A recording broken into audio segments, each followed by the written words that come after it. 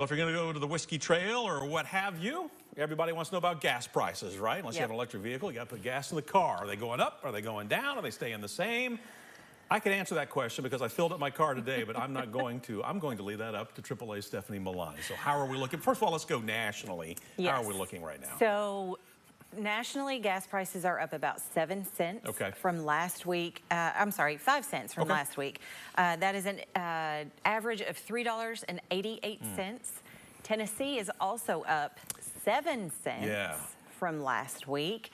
We are still the 6th lowest state in the nation, and the average is $3.43. Okay.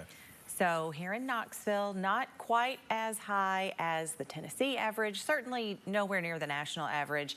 Our average is $3.33, and that's up 3 cents from last week. But if there is a silver lining, we are the lowest metro in the state.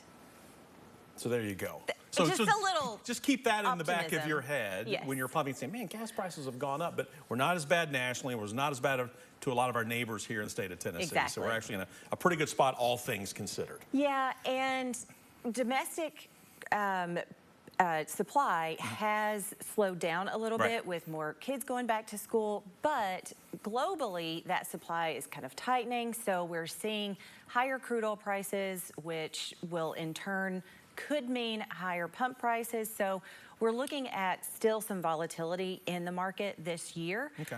So not quite ready to see those prices start to decline. And of course, fall break for a lot of people just around the corner. We just finished the long Labor Day holiday. Now you've got a long fall break coming up, so you may have some more travelers. So just something to think about when you're planning those trips. And when you are out on the road, we want to talk about this. You know, Tennessee is one of those that you got to move over.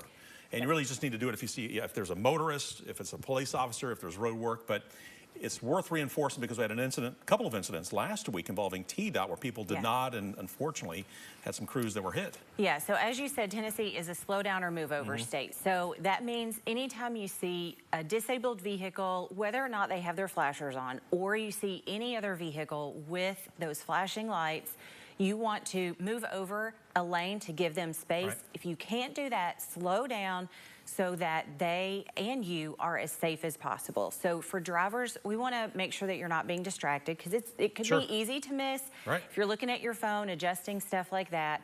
You also want to look far ahead, about 20 to 30 seconds down the road to see what's going on.